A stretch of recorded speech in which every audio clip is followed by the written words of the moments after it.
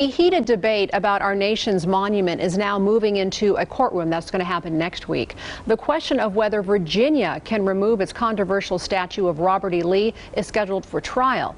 And as the dust settles after this year's anti-racism protest, Tom Hansen reports America is rethinking what a monument should really be.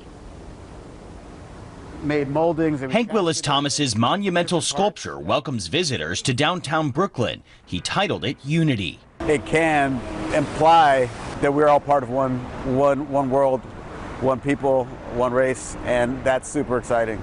Designed to be a reminder of the nation's core values, the 22-foot bronze is modeled on NBA star Joel Embiid's right arm. If what we leave behind are celebrations of war heroes and not the incredible other Americans who celebrated peace, celebrated justice and community, then we don't actually tell a full story. Thomas is helping the nation reimagine its monuments, a process that accelerated during this summer's protests against systemic racism. This was a summer of reckoning. Paul Farber is the director of Monument Lab in Philadelphia. His studio is helping artists, activists, and institutions plan for future monuments, even as protesters take matters into their own hands.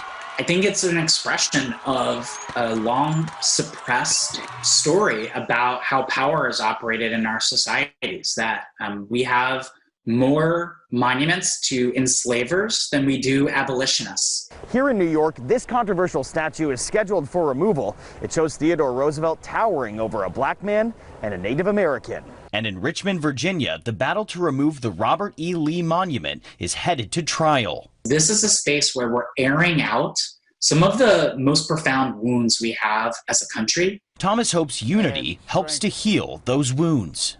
The underlying message of this artwork, and I think most of my artwork, is that you have the power within you to be your greatest hero. A monument to the human spirit. Tom Hansen, CBS News, Brooklyn, New York. And this summer alone, more than 100 monuments and markers were either removed or scheduled for removal.